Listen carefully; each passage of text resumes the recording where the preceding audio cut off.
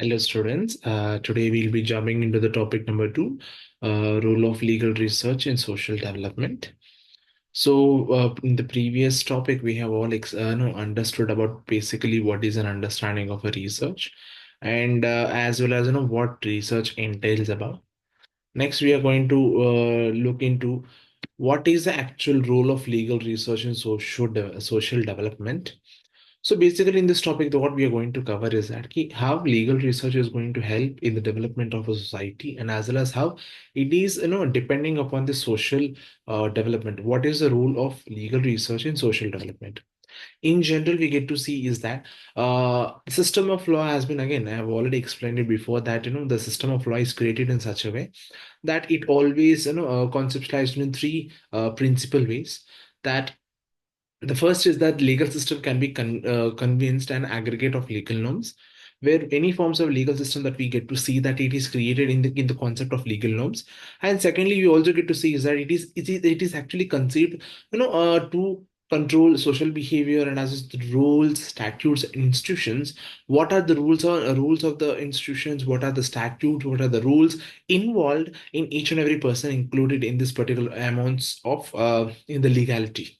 It also, involved the pattern interaction between the makers and the interpreters, and breakers, enforcers, and compilers in the nomads of law.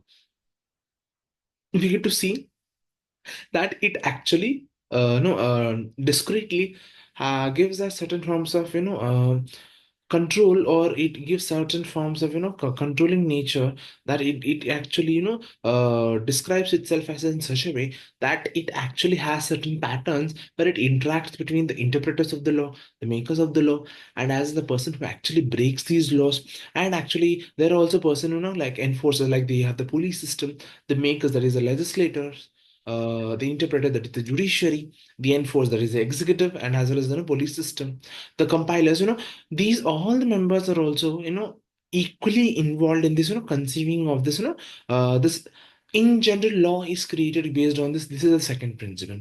Thirdly, we also get to see is that the legal system is actually created in such a way that it is equated towards social control systems, where the social power and social authority were actually given separated, and these both of the systems has to be in a certain manner that they can be controlled by the legal system.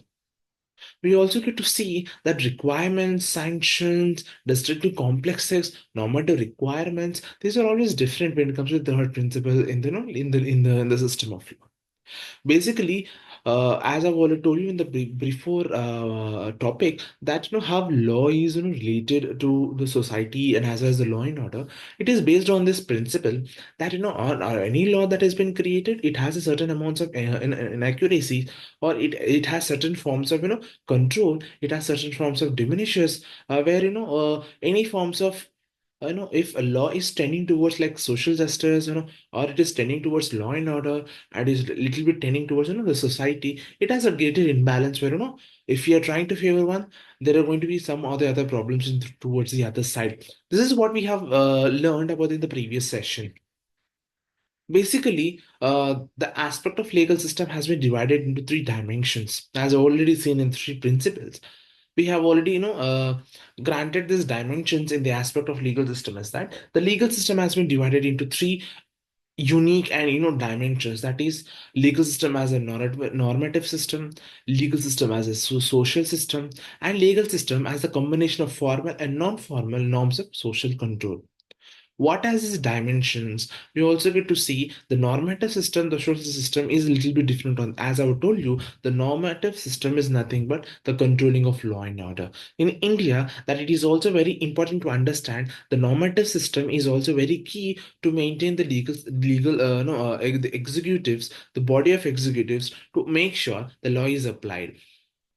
And the normative system is that to maintain the whatever the law is created by the creators, the legislators, whatever the law they have created, so they have to make sure that the law is equally qualified, and whether it is properly applied or not. We also get to understand in the forms of legal executive, their power is to make sure to interpret, sorry, to execute these laws. So if we get to have in the executive system, we have the police system. They are going to check. They are going to maintain the law and order. Their job is not to maintain the society. Their job is to maintain the law and order. And as well as any forms of issues, contemporary issues that has been found in the society, their job is to maintain the law and order, and as well as to take out all these issues in the social, what they call that, society.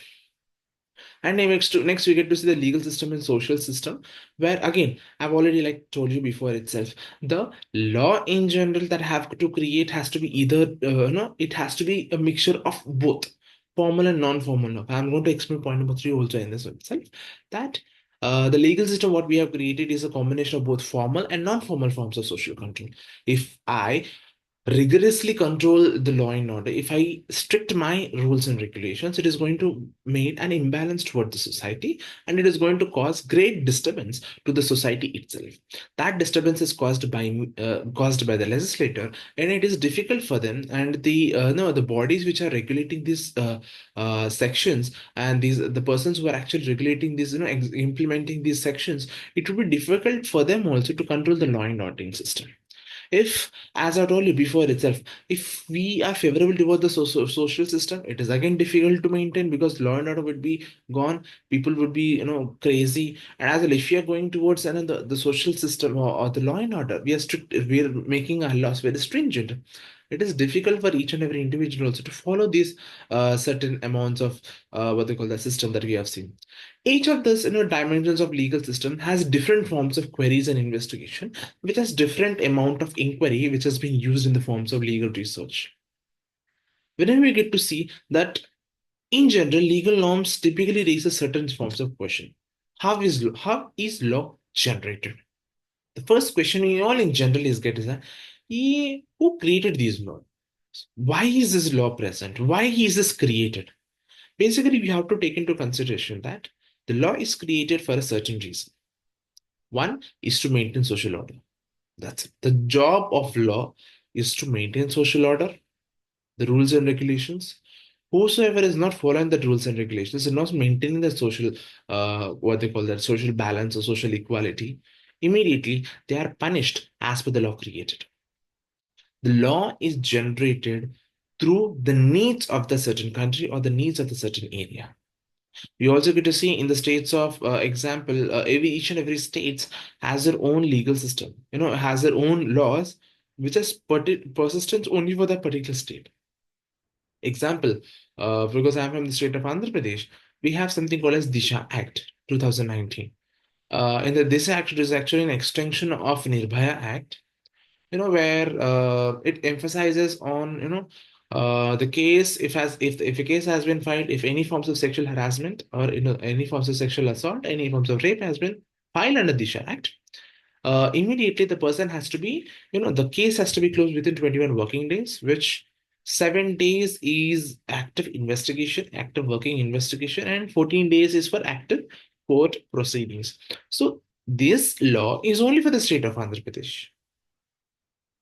And each and every state has its own amount or copious amounts of legal system, where they are able to follow the certain legal system that they have created for themselves. And it is a duty to maintain the certain legal system that they have created. Law is generated based on certain needs. Is that again all these four questions you're able to see on the screen, that what forces in society influenced or created particular kinds of law, what makes a system of law outlast the vast and heterogeneous mass of normative materials, by what concepts and criteria can we identify the existence of legal system. I'm going to answer this as I'm continuously answering all these questions, that as per our need and as per our requirement, basically we make or we requirely, or we whatever is required for us and whatever is needed for us, based on that certain requirement only, we create all these laws. We don't create it if we don't need about it. If we only create it because we are in need of it, because of that certain, as people, we evolve ourselves, we evolved. If you look at, like, example, if you look into pre-COVID, our lives were different. There were smartphones, but smartphones was not easily accessible to each and everyone. But during and after COVID, it was a little different. Now, each and every household, does not matter the economic status of each and every individual, that certain person is able to afford a smartphone. Smartphone is easily accessible. Smartphone is easily, what they call that, easily available. So where people can go and get the smartphone in just like a shopping. They can just go and get their own what they call that mobile phone. The thing is, it's just a 5 minute shopping. Just go to your nearest mobile store, get it. There are certain institutions where you can go to Amazon, you can go to Flipkart, you order it now, which can be delivered either today or tomorrow. So now the systematic how we as people have developed ourselves, even law also developed with us. So when law is going to develop, if we ourselves are going to develop as it is, the crime is also going to evolve along with us. So as crime evolves, the legal system has to evolve also.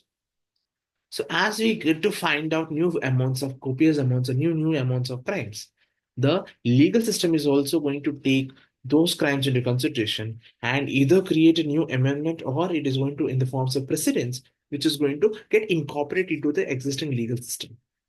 We also get to see that second conception of legal system warrants about how these patterns, and roles of the lawmakers, which is legislature, law interpreters, law enforcers, law makers, law compilers, and as well as they influence how this legal system has influence over all these individual what they call that institutions. Because in general, we also get to say that lawmakers have some different ideologies. Lawmakers have their own rules and regulations. Interpreters have their own rules and regulations. Enforcers have their own rules and regulations. Law breakers have their own what they call that whatever the what they call that statutes which are being involved in the certain sector in the certain laws, they are punished by that.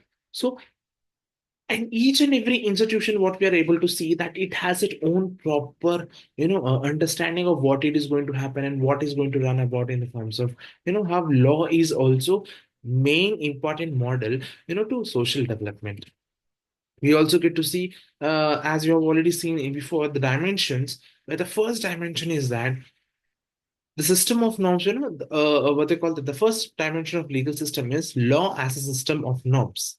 It is a system which is of rules and regulations, which is also called as norms, is a domain for academic lawyers. Secondly, law as a system of social behavior is of sociologists, and third one is of social anthropologists.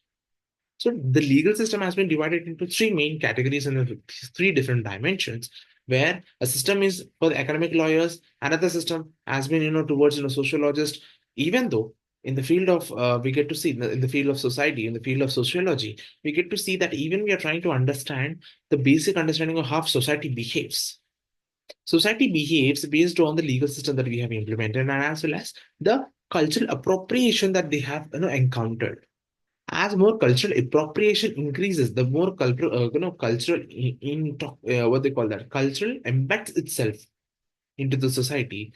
Sociologists also have a keen connection with the legal system, and also social anthropologists also where they are able to understand how society is going to react in certain situations. As law and order, let us take an example.